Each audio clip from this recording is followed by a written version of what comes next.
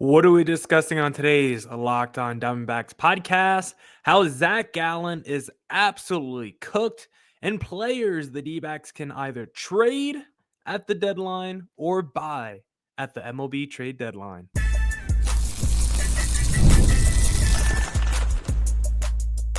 You are Locked On Diamondbacks, your daily Arizona Diamondbacks podcast, part of the Locked On Podcast Network, your team every day. Welcome into the Locked On Diamondbacks podcast, part of the Locked On Podcast Network, your team every day. You're listening to who? The always charismatic host of this podcast, Millard Thomas, multimedia journalist, and I'm a graphic designer. So please go check out my website, millardthomas24.myportfolio.com. On there, you can see all my latest work, from my packages to my articles to my photos and my graphic design. On today's Locked On Diamondbacks podcast, we're going to be discussing Zac Gallen getting lit up by the Chicago White Sox, players that the D-backs might trade at the deadline, or players that the D-backs might buy. So we got a whole bunch I want to talk to you guys about on today's podcast. But first, I want to say thank you for making Locked On Diamondbacks your first listen every day. I would not be able to do this podcast without you, my loyal listeners, sharing, subscribing, reviewing, doing all that so I could do this podcast for you. Thank you. It's free. It's available on all platforms. So please continue to tell your friends. And one of those platforms is YouTube. Please hit subscribe to Locked On Diamondbacks on YouTube. I try to go live Sunday through Thursday after D-backs games when I can. And so please hit subscribe to Locked On Diamondbacks on YouTube so you guys know when I go live, or hit that little bell icon next to the subscribe button so you also get notified when I go live. Or you can just follow me on social media because I always tweet out before I go live at CareerThomas24 for my personal account on Twitter, or look up Locked On Diamondbacks both Twitter and Instagram for the podcast handle. But now let's get into the Locked On Diamondbacks podcast. Back here on the Locked On Diamondbacks podcast. And first, I want to talk to you guys about the game today. D-backs lose to the Chicago White Sox. They drop this series finale. D-backs once again can't complete the sweep against another terrible team. We tried against the Colorado Rockies. This time, it's the Chicago White Sox, and both times it's Zac Allen who struggles in these games. And it's sad to see because this was a guy who was the D-backs ace. I think this is a guy who has arguably a case to be on the D-backs Mount Rushmore of pitchers. I think it's Randy. I think it's Curt Schilling. I think it's Brandon Webb. Then after that, I think Zac Gallen is definitely in the discussion for fourth best pitcher in D-backs franchise history. Led us to a World Series, All-Star in 23, where he started the NL All-Star game a couple years ago. 2 top 5 Cy Young finishes, including a third place finish, even has 1 MVP vote to his name. Like, this is a guy who's been very decorated throughout his time with the D-backs. But so far in 2025, I don't know who this guy has been, but Zac Gallen leaves today. 5 earned runs against the Chicago White Sox, 2 home runs allowed, and you knew it was going to be a bad start because he gave up 2 runs in the first inning to the struggling Chicago team. We talked about on the podcast yesterday how Zac Allen should feel shame if he couldn't come out here and dominate the White Sox. And guess what? He couldn't do it. He struggled against Chicago, and he should be wearing a little shame hat today. He should be feeling the shame monsters from Big Mouth, because it's disgusting that Zac Allen, a guy who has been an elite pitcher throughout his career, is now at a point where he just struggles against the worst. The Rockies twice, the Pirates, and now the Chicago White Sox. Like, this is a team that hasn't seen you since 2019. They're not familiar with your pitches. This should have been a get-right game for Zac Gallen, just like how it was for Erod in game number 1 with the 10 strikeouts, and how Ryan Nelson dominated in game 2. Like, every pitcher in Major League Baseball essentially has dominated the Chicago White Sox, but Zac Gallen did not. He, again, struggled with his fastball command, could never find it. And then he tried to use his curveball changeup as put-away pitches, but the scouting on the Chicago White Sox seemed to be really good today, because it was essentially lay off the curveballs and just wait for those fastballs, because he's going to leave one hanging for you. And when he does, crush it. That's what they did. They waited on those fastballs and they just spat on anything that was off speed because they know Zack Allen has no feel for that command of that fastball, and he has to put someone away with a curveball. And so these Chicago White Sox hitters were not fooled at all in this game, and Zack Allen ends up getting absolutely destroyed, and the D-backs lose this game because of it. And it is sad to see that the D-backs can't complete the sweep against one of the worst teams in Major League Baseball. Now, the Chicago White Sox did do one thing positive that I do want to touch on because yesterday on the podcast, we talked a lot about, well, we talked a little bit, but how Ketel Marte was crying on the field, right? We thought maybe it was because he found out Yamardo Vargas broke his foot. That was not the case. A Chicago fan was chirping at Ketel Marte, and he was apparently making obscene comments about Ketel's mother, who tragically passed away in a car accident in 2017. And so you can understand why someone would be visibly upset in that situation. Like, at the end of the day, yes, athletes get heckled and ridiculed, and I'm sure they get called names all the time, but it's one thing for you to say it about the athlete and just talk about them. It's another thing to go after the athlete's deceased family, their mother. Like, these are still humans at the end of the day. And if you want to say Ketel Marte sucks after a strikeout, if you want to complain about the way he looks, talk about his hair, whatever it is, if you want to talk about Ketel Marte, the player, that's fine. But don't attack this man's family. These are still human beings at the end of the day. And I think we get lost in the sauce as sports fans. We just feel like we could go to a sporting event and just say whatever we want to athletes. Yes, they make a lot of money. They probably make, knock on wood. I would like to think I'm going to make as much money as an athlete one day. Maybe I'll create an app or something, but they're still human beings. Just because you have a lot of money, it doesn't lower you as a person. It doesn't lower your character. And I feel like sometimes in these sporting events, fans are like, oh, that guy makes so much money, I could say whatever to him. I'm at, a place where I'm supposed to cheer or heckle, whatever it is, when I'm at this sporting event. That might be true, but there's still lines, there's still boundaries. And sometimes as fans, not me, but you guys just cross them sometimes. I think this was a clear situation where the Chicago fan crossed the line talking about Ketel's mother. And I love the way the White Sox rallied and Major League Baseball rallied behind Ketel Marte. The Dbacks community, of course, rallying behind Ketel. That fan has been banned from all Major League Baseball stadiums indefinitely, as he should be. There is no place for those kind of comments in our game.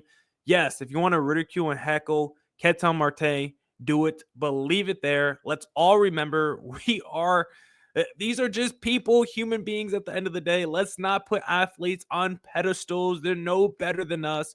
Treat them like how you would treat anybody else, And so I'm sorry that happened to Ketel Marte. I'm sorry that the D-backs lost because Zack Allen really struggled today. But thankfully, the D-backs still have 14 wins. And with 4 games left, D-backs still have a great opportunity to hit that 16-win mark like we've been talking about all month long, because 16 wins is like the perfect amount that the D-backs need to continue to stay in this wild card race. So let's finish strong with a series against the Miami Marlins next. We'll preview that series on probably tomorrow's podcast, but next I want to talk about some players that the D-backs should think about trading when we get to the MLB Trade Deadline in segment number 2. But first, I want to talk to you guys about FanDuel, because summer sports are in full swing, and whether you're all about baseball under the lights, golf on the green, or high-stakes soccer action, FanDuel is the best way to make every game more exciting. You're already following the action. Why not make it even more thrilling? With FanDuel, you can get in on the game while your friends are getting sunburned at the beach. I've been using FanDuel to track my favorite matchups, and the app keeps it fresh with new daily promotions and fun ways to bet. It's easy to use, fast to pay out, and makes even regular season games feel like must-watch events. My favorite thing to do on FanDuel is the same game parlay. So if you're new to FanDuel, new customers can bet $5 and get $150 of bonus bets if your first bet wins. Open the FanDuel app today or visit FanDuel.com to get started.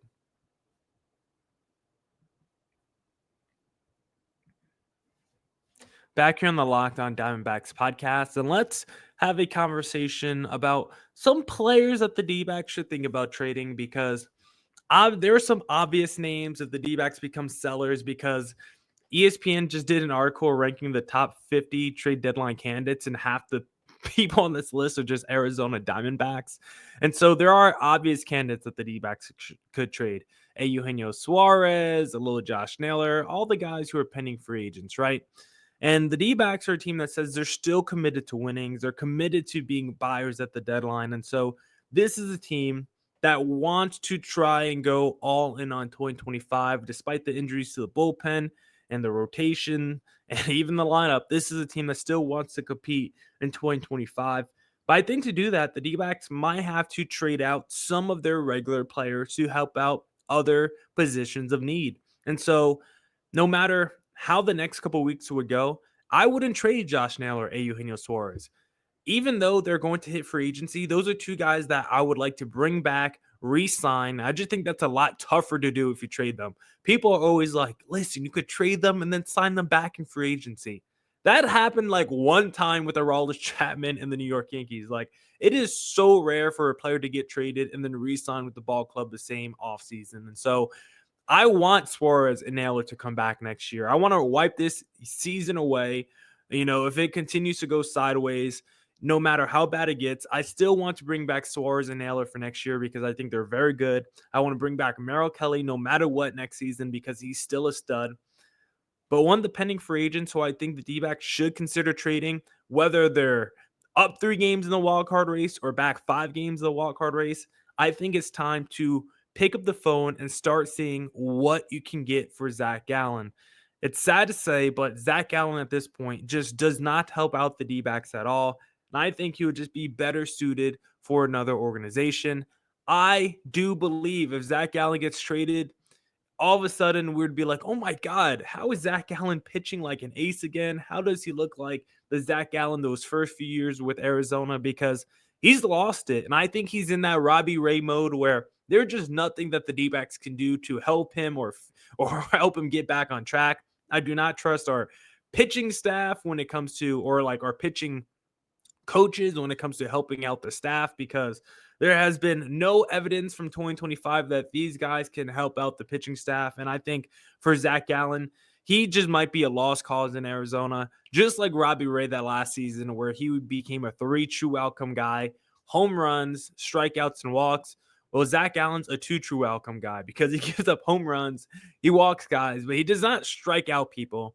Now, I would like to believe if you trade Zack Allen somewhere else, if you trade him to the New York Mets, who could use another starter, or another East Coast team, I imagine Zack Allen will be back to form pretty quickly. And it's sad to say because Zack Allen, like I said in segment number 1, he has a case to be on the D-backs Mount Rushmore. But I think at this point, there's just no way he comes back to form and just figures it out for the D-backs. Like, it's been a pretty long sample size at this point. This was his 17th start of the season where, players typically make 30 to like 33, 34 starts. And so he's already made half his starts for 2025. And at this point, he leads the National League in walks and earned runs. And I just don't really see it getting better anytime soon. Just like Robbie Ray that last season, sometimes when it goes, it goes. Robbie Ray that last year with the D-backs, of course, it was 2020. It was the COVID-shortened season, but a 7.84 ERA that COVID-shortened season with the D-backs. But he was traded in 2020, if you remember, to the Toronto Blue Jays, and immediately did look a little bit better. His ERA was still 4.79, so nothing to write home about. But the very next season, Robbie Ray, first full season back in the big leagues, post-COVID, wins the Cy Young Award. And so we've seen it happen quickly where Robbie Ray looks terrible that final season with the D-backs, and then the very next year wins the Cy Young Award. I think that will happen to Zack Gallen. He's a pending free agent, so you're not going to get a massive package for him. And the fact that he's struggling mightily just means you'll probably get back like one decent prospect if you're lucky. You're selling Gallen when his value is the lowest, but at this point, I think he's probably hurting the D-backs more than helping us. It's sad to say for a guy who helped us get to the World Series, but I actually think the D-backs would probably be a better team if they traded Zac Gallen, considering if this is the version and the level we're going to get every start, it would just be better to trade the guy with the worst ERA in the National League. The other guy who I think we should consider trading, which might sound kind of crazy, the little Lourdes Gurriel. The reason is because I think he's like a great glue guy that could help so many teams. Is like, we're just one batter away. We're one bat short. We're one clubhouse guy away. I think Lourdes Gurriel could fit that mold for someone that could just put a team over the top, a trade deadline addition. He's still got a player option and a team option. So if the team's good, he's probably going to pick that up. He's in the mid-teens with his salary, so he's not going to break the bank. He's got 20-plus home run potential. He's been a Gold Glove finalist, and I think he brings great vibes to the locker room. I think he's someone that can easily be traded for, and then the D-backs get back a pitcher, preferably in the bullpen, that could help us out immediately. I could see the D-backs doing some sort of one-for-one trade that includes a Lourdes Gurriel, and the D-backs bring back somebody to help out their squad. Plus, you still have Thomas, Jake McCarthy, Corbin Carroll, Randall Grichuk, Tim Tawa. Like, the D-backs are still pretty loaded with outfielders, even if they trade a Lourdes Gurriel. And also, outfield quietly is like the easiest position to probably fill and replace once you get to free agency. Like, there's still going to be pretty intriguing free agents this upcoming year. If you want to get really expensive, you could go out there and try to get the Kyle Tuckers of the world. If you want to try to get someone with some bounce back potential, you could try to get like a Luis Robert. There's guys like Cody Bellinger, Cedric Mullins, who's going to be out there. Could always do a reunion with Tommy Pham, who is going to be like 45 years old. You probably don't want to do that, but there are guys who are out there that are probably comparable to Lourdes Gurriel. And like I said, he does have a player option. So there is that possibility, like people like to talk about, where he could opt out and then re-sign with the Arizona Diamondbacks. But I look at Lourdes Gurriel as the perfect kind of guy that you can do a one-for-one swap with somebody else in Major League Baseball. Don't know who that partner would be exactly, but I got some candidates of guys that the D-backs should consider trading for. Maybe it will break the bank a little bit, but I got some relievers and names that the D-backs should consider trading for, and maybe Lourdes Gurriel goes back in a package deal. But let's talk about those guys in segment number 3.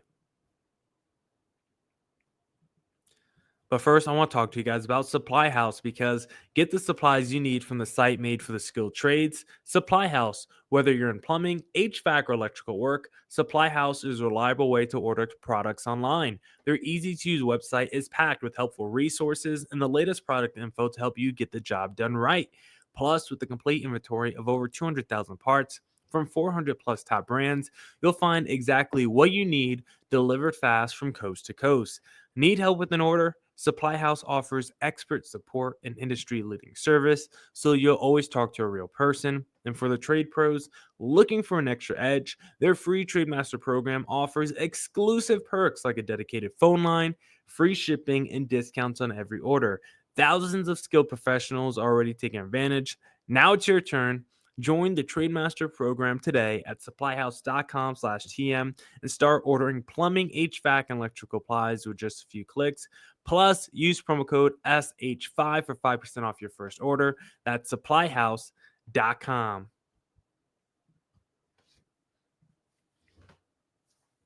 All right. Back here on the Locked On Diamondbacks podcast. And now let's talk about some players that the D-backs should keep an eye on as we get closer to the trade deadline. A few weeks away now, about 3 weeks away, I think. How far is the MLB trade deadline away? MLB trade deadline is July 31st. And so we're still about a month away. So still a lot of time for the D-backs to get in the race, make up some more games, and to really separate themselves from these other teams that want to buy or want to be sellers, because the D-backs do not want to be on the side of sellers.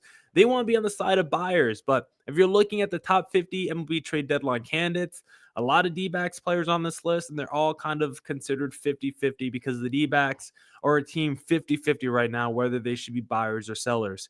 Red Sox, somehow they have Alex Bregman number 1 on this list. I don't know why the Red Sox would all of a sudden trade Bregman after just signing him to a massive deal, but okay. Jarren Duran is number 2 on this list, also of the Boston Red Sox, but a lot of D-backs Eugenio Suarez, number 5. They said his chance of being traded is 50-50. They got Zac Gallen at 30% at number 7. Merrill Kelly, 30%, number 8. Josh Naylor, 30%, number 9. Like, this list is littered with Arizona Diamondbacks all over it. But they even got Shelby Miller down at 48 as well. And so there's a lot of guys that the D-backs could potentially trade when it comes to the MLB trade deadline. But I would like to believe once they finish the month of June strong, we still have a few more weeks before we get to July 31st as well. I would like to believe at that point, D-backs either have a wild card spot or they're 2 games or less within the wild card race. And so if that's true, I would like to believe that they're trading for guys,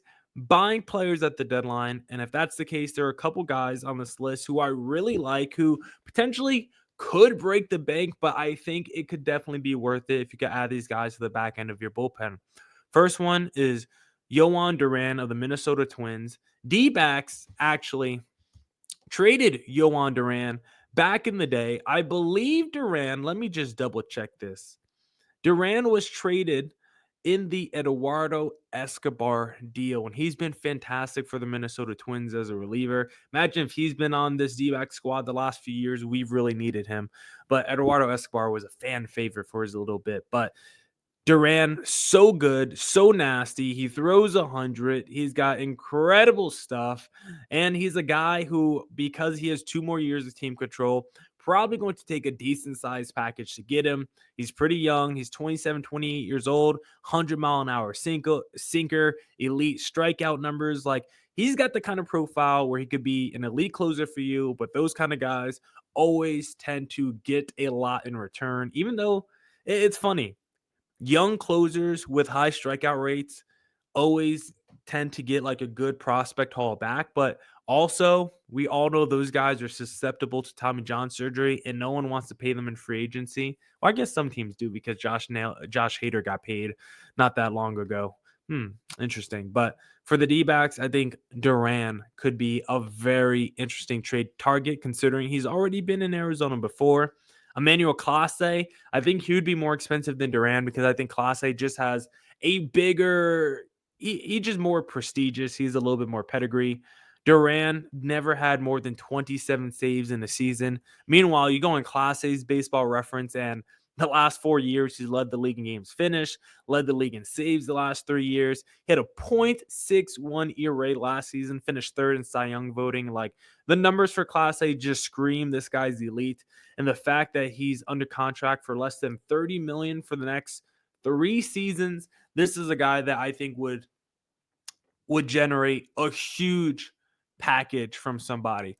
He's having a little bit more of a down season this year, looking a little bit more susceptible. The walk rate and the hit rate has been way higher this year than past years, but this is a guy who's still been so elite for Cleveland, all-star the last 3 seasons. He's someone that I would love to get in the building in Chase Field if the package is right. And I don't know what kind of packages it would take to get these guys.